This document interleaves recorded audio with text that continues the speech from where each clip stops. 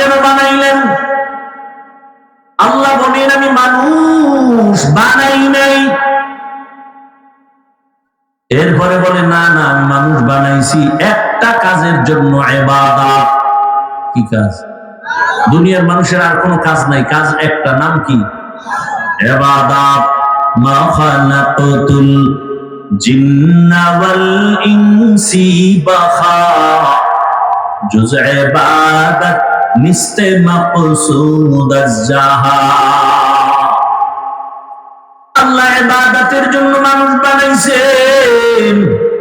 মানুষের জীবনে একটাই কাজ, আর কোনো কাজ নাই। ওয়ামা খালাকাতুল জিন্না ওয়াল ইনসা ইল্লা লিয়াবুদুন।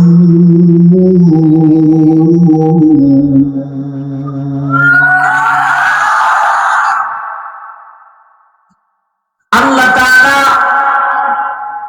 লিয়াবুদুনের ব্যাখ্যায় অনেক মুফাসসিরিনে কেরাম লিখছেন লিয়ারিফুন।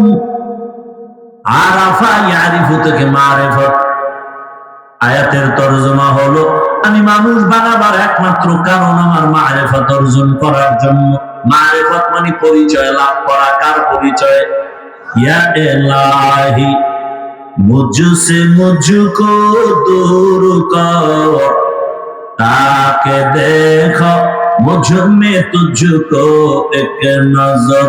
या इलाही तू मेरा माबूद है, या इलाही तू मेरा माशूक है। যারা কয় মারিফত বলতে কিছু নাই, এরা ভণ্ড। এরা কি?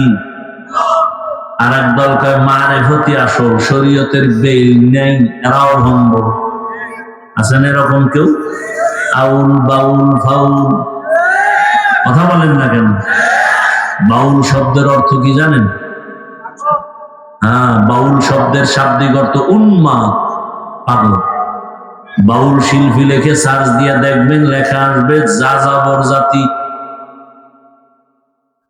ওরা বোধহয় নামটা স্বপ্নে পাইছিল বাউল, এই জন্য সবটি পাগল হয়ে গেছে। কথা ঠিক না? যত পাগল যেখানে পাগলামি করুক, কিন্তু আমার আল্লাহ, আমার রসুল, আমার ইসলাম, আমার কোরআন হাদিস জীবনের মূল। জীবনের মূল কি? ইসলাম। এখানে যদি কেউ একটু বাঁকা কথা কয়, জীবনের এক বিন্দু রক্ত দিয়া হলেও এই বিষয়ে কাউকে ছাড় দেয়া হবে না। আমার বাবার সাথে মাঝে মাঝে তর্ক লাগে না? লাগে না? লাগে। কিন্তু বাবারে কেউ অপমান করবে, এটা কি সন্তান মেনে নিবে? যুবকরা মেনে নিবি? তোমার সামনে যদি কেউ তোমার বাবারে অপমানজনক কথা বলে, তুমি তো যদি বাবার আসলেই মহাব্বতের সন্তান হও, কলাকটা ধরেই তুমি বলবাই বেয়াদব সাবধান, আমি আমার বাবার সাথে তর্ক যাই করি না কেন, আমার বাবারে ছোট করবি, চামড়া তুলে ফেলবো। কথা ঠিক? তাহলে এই কথাটাই তুমি অন্তরে ঢুকাও, ইসলামের লাইন। এখানে বহু আল্লাহর বান্দা নামাজ পড়ে না, ঠিক মতো রোজা রাখে না, দাড়ি রাখে না, পর্দা করে না, আছে না? কিন্তু আল্লাহকে তো ভালোবাসে। কি? যুবকদের বলেন, যুবক ওয়াদা কর, কেউ যদি তোমার সামনে ইসলাম, কোরআন, হাদিস, ওলামায়ে কেরাম, যাদের মাধ্যমে আল্লাহ চিনলাম, কোরআন শিখলাম, কালেমা শিখলাম, সেই ওলামা, সেই আলেম, সেই কোরআন হাদিস, আল্লাহ রসুল নিয়ে কেউ বাজে কথা বলে, সাথে সাথে কলাকটা ধরে ফেলবে। ধরে বলবা, এই রাধুনির বাচ্চা। কি বলবা? রাধুনির বাচ্চা। এটা গালি না, শুনতে মনে হয় গালি, গালি না। রাধুনি তো সবার মা। আমার মাও রাধুনি, তোমার মাও রাধুনি। কি? তাহলে আমরা সে রাধুনি মায়ের সন্তান। তো কলাকটা ধরে বলবে, এই রাধুনির বাচ্চা, আমি নামাজ পড়ি না ঠিক, আমি দাঁড়িয়ে রাখতে পারি না, পর্দা করতে পারি না, কিন্তু আমার জীবনের মূল আলেম ওলামা, ইসলাম, কোরআন হাদিস, ওখানে যদি কিছু বলো তোর চামড়া তুলে ফেলা হবে। কে নিয়ত করা যায় না? ইসলামকে অপমান হতে দিবা না, এই মূল কথা এতটুকু। তুমি নামাজ পড়তে পারো না ঠিক মতো, তোমাকে বুঝাবো, গালি দিব না, কিন্তু ইসলামকে, কোরআন হাদিস, আলেম ওলামাকে কেউ যেন অপমান করার সুযোগ না হয়। এতটুকু আল্লাহর প্রতি ভালোবাসা নাই? থাকলে তো এত আন্দোলন করা লাগতো না আমাদের দেশ। জুলাই স্বাধীনের পরেও শান্তি নেই, আছে? তাহলে বোঝা গেল ওই স্বাধীন সফল হয়নি। তাহলে চূড়ান্ত ভাবে একটা সফল স্বাধীন আবার করতে হবে। যেই সফল স্বাধীন হয়, আমার দেশের হিন্দুরা নিরাপদে চলবে, খ্রিস্টান নিরাপদে চলবে, ব্যবসায়ী নিরাপদে চলবে, আমার বোন আমার মা ইজ্জত দিয়ে চলবে, কেউ চোখ তুলতে পারবে না। সেই সফল স্বাধীন করার জন্য প্রস্তুতি গ্রহণ করো, সবাই মিলে সে স্বাধীন করতে হবে। আর সেই সফল স্বাধীন হবে একমাত্র ইসলামের স্বাধীন। কিসের স্বাধীন?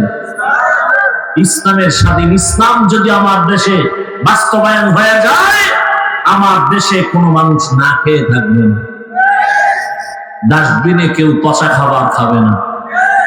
ইসলাম আসলে সব গরিব ধনী হয়ে যাবে, সব চোরেরা ভালো হইয়া টাকার মালিক হয়ে যাবে, বাড়ির মালিক হয়ে যাবে, গাড়ির মালিক হয়ে যাবে। আমি চ্যালেঞ্জ দিয়ে বলছি, তুমি ইসলাম বুঝো না, এই আলোচনাগুলো হয় না, এই জন্য মানুষ মনে করে ইসলাম আইলে আমি বিড়ি টাননেওয়ালা উপায় কি? পৃথিবীর একজন আলেম কুল শিরোমণি শাহ আতাউল্লাহ বুখারী বয়ান করতেছেন, জান্নাতের বয়ান। মা তাশতাহি আনফুসুকুম, জান্নাতে গিয়া যা চাইবা তাই পাইবা। একজনের কাছে বিড়ি পাওয়া যায় বলি? যেমন প্রশ্ন তেমন জবাব। হযরত বললেন, বিড়ি যদিও পাও, তবে আগুন আনতে তো জাহান্নামে যেতে হবে, জান্নাতে তো আগুন নেই। আর জাহান্নামে যদি বিড়ি ধরাইতে যাও, হেইনি জাকাত করে টের পাবি যে কত ধানে কত চাল। ইসলাম যদি আমার সোনার বাংলায় কায়েম হয়, চোরের টেনশন, আমি কেমনে চুরি করবো আর সংসার চালাম। ইসলাম যদি আমার দেশে আসে, বিড়িখোরের টেনশন, আমার বিড়ি টানার নেশার কি হবে? আছে না? এই বিষয়গুলো হুদা ধান্দা করে, চিন্তা করে না, জবাব পায় না, এই জন্য বহুত পেরেশানি আছে। আচ্ছা, এই যে প্যান্ডেলটা, এটা সুন্দর না? ভালো না খারাপ? আচ্ছা, এই প্যান্ডেলে কি এমন কেউ আছে বিড়ি টানে? এরকম কেউ নাই? আচ্ছা, এই ওয়াজে আসার পরে 2-3 ঘন্টায় কয়টা বিড়ি টানছে? কেন এখানে লাঠি লই কেউ বই রয়েছে যে বিড়ি টানলেই ফিডা? হ্যাঁ, আচ্ছা, কেউ মাইক লয়ে বলছে এই বিড়ি টানা যাবে না, বলছে? ওই লোকটা একটা বিড়িও টানলো না, যে কুয়াশার ভিতরে কিচ্ছু দেখা যায় না, মুখে আগুন দেখা যায়। সেই লোকটা 2-3 ঘন্টা এখানে বয়ান শুনলো, একটা বিড়ির টান দিল না, চিন্তায়ও আসলো না। কারণটা কি? সেই পরিবেশ নাই। ইসলাম আসলে তো পুরো দেশের পরিবেশটা এমন হবে যে নিজের থেকেই বলবা যে এই পরিবেশে বিড়ি টানা যায় না, এই পরিবেশে আতর লাগানো। চুরি করে কেন? অভাবে। আমার দেশে কিছু কিছু, বেশিরভাগ চোর যারা গরিব, ওরা চুরি করে। অল্প সংখ্যক চোর গরিব, এরা অভাবের চুরি করে। বেশি আমগো দেশের চোর হলো শিক্ষিত চোর। এই চোরগুলো চুরি করে স্বভাবে। স্বভাবের চোরের চুরি বন্ধ করতে লাগবে তাকওয়া। আর অভাবের চোরের চুরি বন্ধ করতে ইসলাম বলবে অর্থনীতি কায়েম করো। মুসলমানের অর্থনীতি, ইসলামের অর্থনীতি চলে আসলে সব গরিব ধনী হয়ে যাবে, যাকাত দেওয়ার লোক পাওয়া যাবে। কারণ সব অর্থনীতি ইসলামের গরিবের সহযোগিতা করার জন্য। আর এই বর্তমান দুনিয়ার নাস্তিকতার অর্থনীতি ধনীকে আরো ধনী বানায়, গরিবরা আরো ফকির বানায়।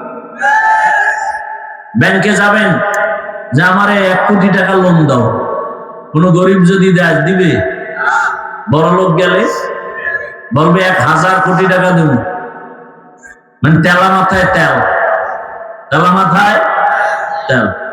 তাহলে ইসলাম আসলে চোর যে অভাবে চুরি করে সে অভাব থাকবে না, চুরি করবে কেন? আমরা বুঝি না যে ইসলাম কেমন শান্তি। হিন্দুরাও শান্তি পাবে ইসলাম আসলে, খ্রিস্টানরা শান্তি পাবে ইসলাম আসলে, সব মানুষ তার ইজ্জত নিয়ে নিরাপদে চলবে, কোনো টেনশন নেই।